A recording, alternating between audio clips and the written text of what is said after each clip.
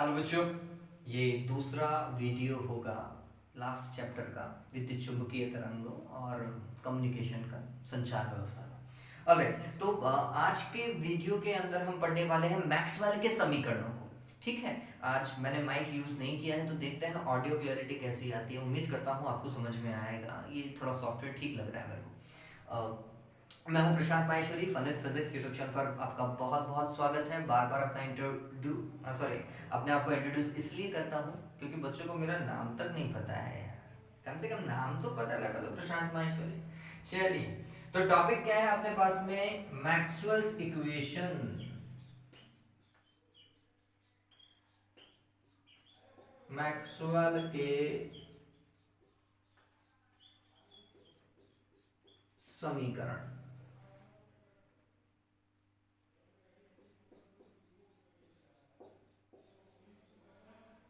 Maxwell's equation और इनके बारे में थोड़ा बहुत डिस्कस करने की कोशिश करेंगे। वैसे डिस्कशन नहीं करें तो भी अपना काम बैठ जाए। क्यों? क्योंकि एग्जाम के अंदर सिर्फ और सिर्फ इक्वेशन पूछता है वो, कि मैक्सवेल का पहला समीकरण लिखो, दूसरा लिखो, ऐसा कुछ पूछता है वो। ठीक, तो मैक्सवेल भैया ने 4 समीकरण दिए। ये समीकरण क्यों दिए? तो उन्होंने क्या किया बच्चों, विद्युत क्षेत्र और चुंबकीय क्षेत्र को एक दूसरे से रिलेटेड बताते हुए 4 समीकरणों का समुच्चय बनाया। इन समुच्चय को बनाने के लिए बहुत सारे वैज्ञानिकों ने पहले काम किया था। उन सभी वैज्ञानिकों के अध्ययन को उन्होंने एकीकृत किया और समझा कि क्या ये सभी एक दूसरे को रिलेट कर सकती हैं। तो उन्होंने देखा कि हाँ, वो रिलेट कर रही हैं। ठीक है, तो फिर उन्होंने बोला कि इन्हें एक ही जगह पर डाल दो, ताकि अगर किसी को विद्युत क्षेत्र और चुंबकीय क्षेत्र अच्छे से समझना है तो वो एक ही जगह से समझ ले। उसे अलग अलग चीजों से अलग अलग चीजें उठाने की कोई आवश्यकता नहीं है। इन 4 को पढ़ो, सारी चीजों को क्लियर करो। ठीक है, बेसिक कॉन्सेप्ट यहां से पूरे क्लियर हो जाते हैं फिर। ठीक, तो कितने समीकरण है? आंसर है 4 समीकरण है। मैक्सवेल के कितने समीकरण बच्चों? 4 समीकरण। सबसे पहला जो समीकरण है बच्चों, ये गाउस का नियम है। किसका नियम है बच्चों? गाउस का नियम है। स्थिर वैद्युतिकी में अपन ने गाउस का नियम पढ़ा था, नहीं पढ़ा था? वही है बच्चों। ठीक है, तो इसका पहला समीकरण क्या है?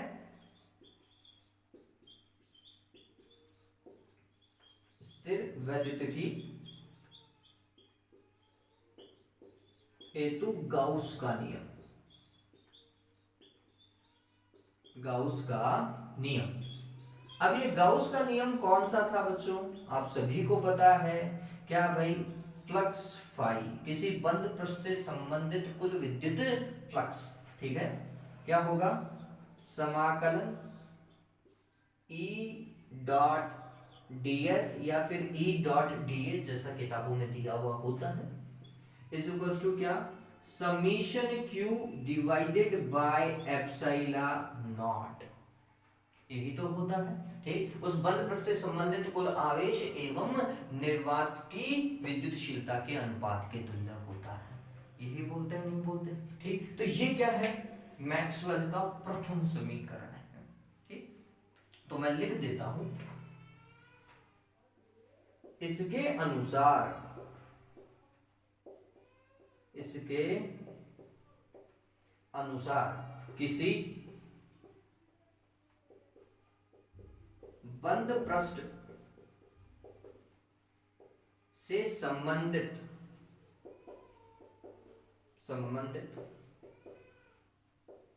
कुल विद्युत फ्लक्स, यही तो था, विद्युत फ्लक्स उस बंद पृष्ठ से परिबद्ध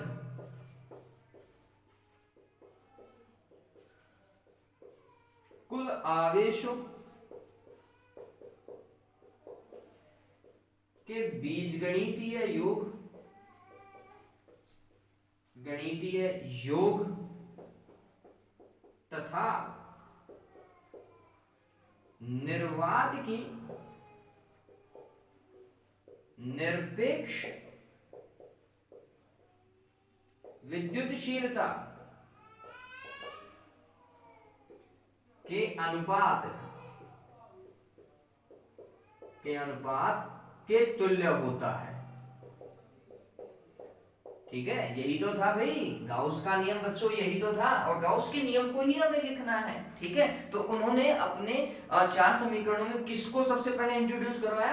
गाउस के स्थिर वैद्युतिकी हेतु गाउस के नियम को उन्होंने इंट्रोड्यूस करवाया, ये इंपॉर्टेंट था। फिर दूसरा वापस से गाउस का नियम ही है, लेकिन किसके लिए? आंसर है चुंबकीय क्षेत्र के लिए गाउस का नियम या चुंबकत्व संबंधी गाउस का नियम। हम इसे क्या बोलते हैं? चुंबकत्व संबंधी गाउस का नियम। ठीक है, दूसरा नियम। अरे किताबों में बच्चों मिसप्रिंट हो जाता है, ये समाकलन है ना, समाकलन में गोला लगाना भूल जाते हैं भैया। ठीक है, तो वो मिसप्रिंट है, पता चले आप बिना गोला लगाए एग्जाम में करके आ जाओ, नंबर नहीं मिलने वाले, क्योंकि उस इक्वेशन के नंबर देगा वो तुम्हें। ठीक है, तो ये क्या था, आप सभी को पता है चुंबकत्व संबंधी, तो उन्होंने क्या बताया था कि कुल चुंबकीय फ्लक्स, कुल निर्गत चुंबकीय फ्लक्स, किसी बंद पृष्ठ से निर्गत कुल चुंबकीय फ्लक्स कितना होता है? 0 होता है। यही होता है क्या बच्चों? तो ये चीज आपको लिखनी पड़ेगी। क्या भाई? इस नियम के अनुसार, इस नियम के अनुसार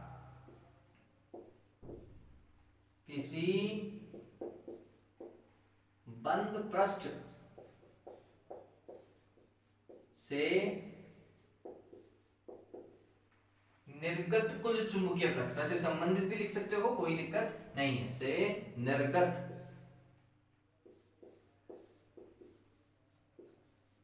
कुल चुंबकीय फ्लक्स, ये कौन सा फ्लक्स है बच्चों? चुंबकीय फ्लक्स है ना, चुंबकीय फ्लक्स सदैव क्या होता है? 0 होता है। ये क्या बताता है? ये बताता है कि एकल ध्रुव संभव नहीं है। ठीक है, ये बात ध्यान रखना, यह प्रदर्शित करता है, इस चीज को सदैव ध्यान में रखना, यह प्रदर्शित करता है कि चुंबकों में एकल ध्रुव का अस्तित्व नहीं होता, एकल ध्रुव का अस्तित्व नहीं होता है। ठीक है, इस चीज को ध्यान में रखिएगा, ये इंपॉर्टेंट है, पूछता है कि ये नियम क्या प्रदर्शित करता है ना। तो ये 2 हो गए। तीसरा क्या था बच्चों? तीसरा उन्होंने फैराडे के नियम को इंट्रोड्यूस किया, इसे फैराडे और हेनरी का नियम भी बोलते हैं। फैराडे ने विद्युत चुंबकीय प्रेरण के लिए एक नियम दिया था ना, फैराडे तथा हेनरी, या फिर आप फैराडे भी लिख सकते हैं, हेनरी का विद्युत चुंबकीय प्रेरण संबंधी नियम। ठीक है, अब ये फैराडे का विद्युत चुंबकीय प्रेरण का नियम भी आप बोल सकते हो, कोई दिक्कत नहीं है। क्या बताया था वो? प्रेरित विद्युत वाहक बल बताया था कि प्रेरित विद्युत वाहक बल, या फिर ऐसा, प्रेरित विद्युत वाहक बल को हम लिख सकते हैं E.dl, ठीक, बराबर क्या बच्चों? d phi divided by dt। लेकिन ये फाई कौन सा? ये वाला या फिर ये वाला? आंसर है बी वाला, ध्यान रखना है ना। चुंबकीय फ्लक्स में परिवर्तन की दर प्रेरित विद्युत वाहक बल के परिमाण के तुल्य होता है। और यहाँ पे मैं माइनस लगा देता हूं क्योंकि वास्तविकता में तो माइनस ही होता है, लेंज ने बताया था ये।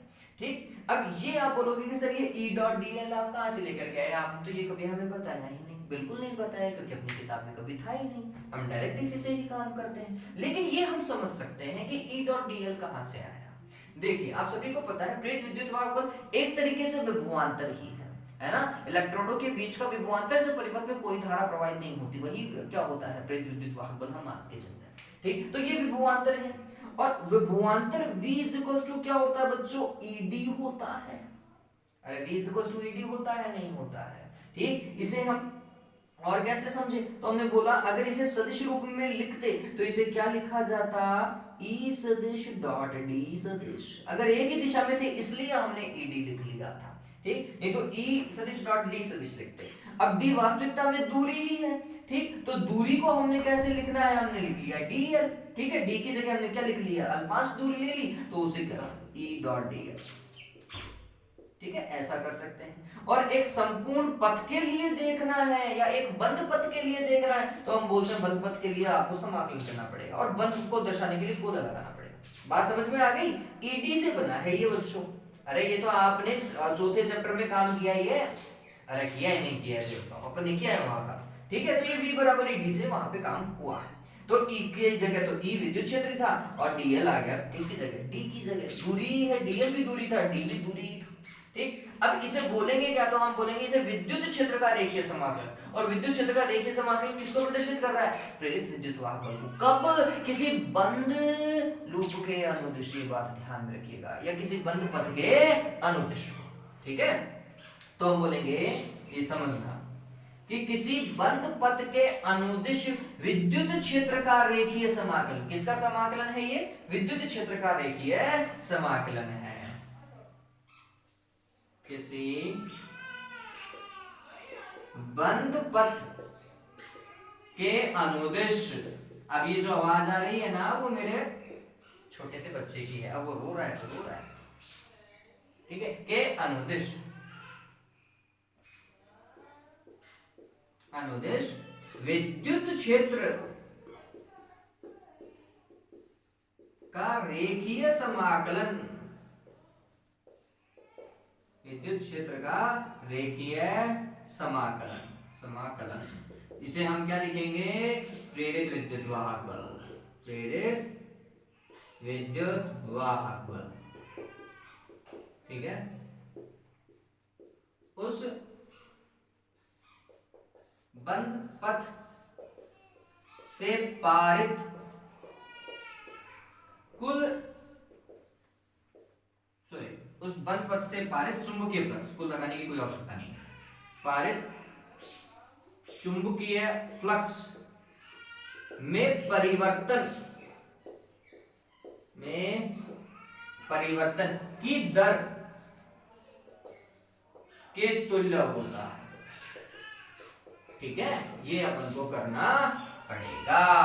तो ये बताता है कि किस तरीके से एक विद्युत क्षेत्र चुंबकीय क्षेत्र में परिवर्तन की दर से संबंधित है, ये बात ध्यान में रखिएगा। ये विद्युत क्षेत्र है, ये मैं चुंबकीय क्षेत्र में परिवर्तन की दर बोल रहा हूं, क्यों, क्योंकि फाई बराबर क्या होता है बच्चों, बी डॉट ए होता है, नहीं होता है, ठीक है। अगर क्षेत्रफल अगर हम नियत मान ले तो फिर अंदर कौन रह जाएगा, बी रह जाएगा, तो ए तो बाहर चला गया, ये क्या हो जाएगा, डीबी अपॉन डीटी हो जाएगा,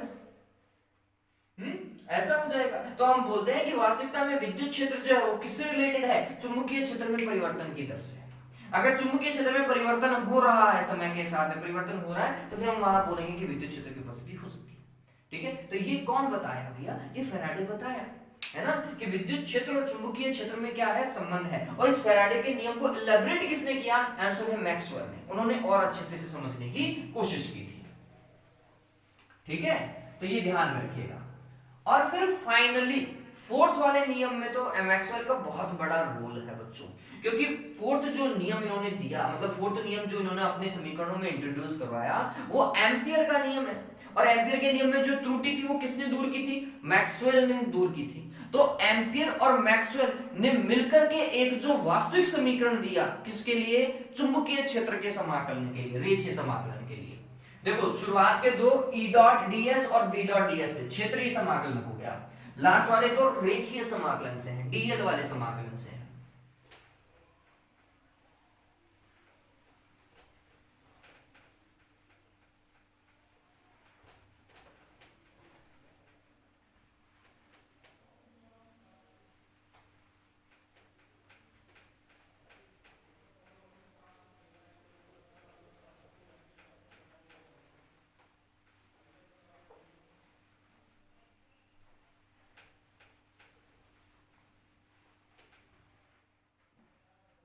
हाँ भाई, तो लास्ट वाला जो फोर्थ नियम था वो क्या था, उसे आप बोला जाता है एम्पियर मैक्सवेल समीकरण।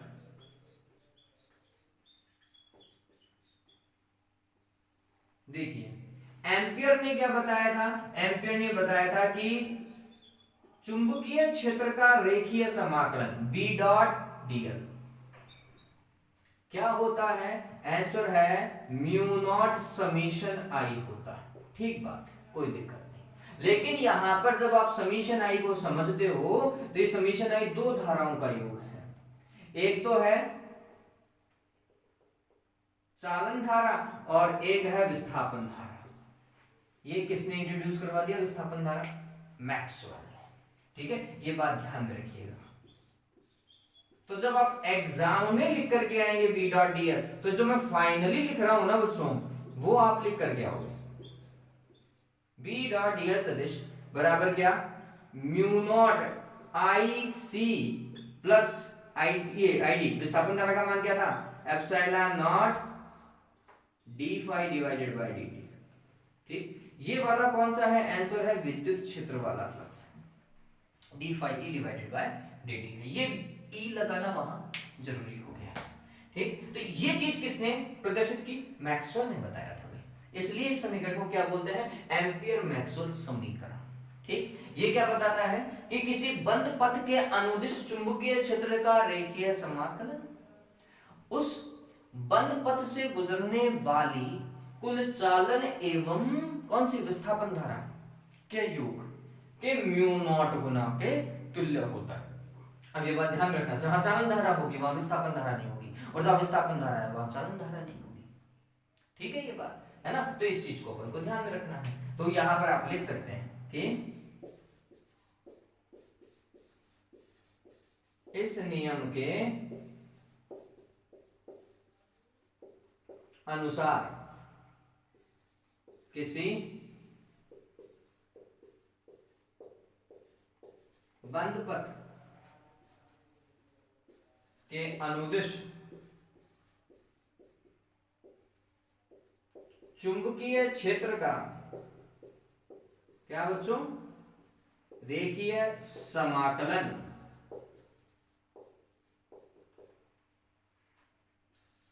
उस बंद पथ से परिबद्ध कुल धारा, और वो कौन सी धारा है, तो आंसर है चालन एवं संवहन, सॉरी चालन एवं विस्थापन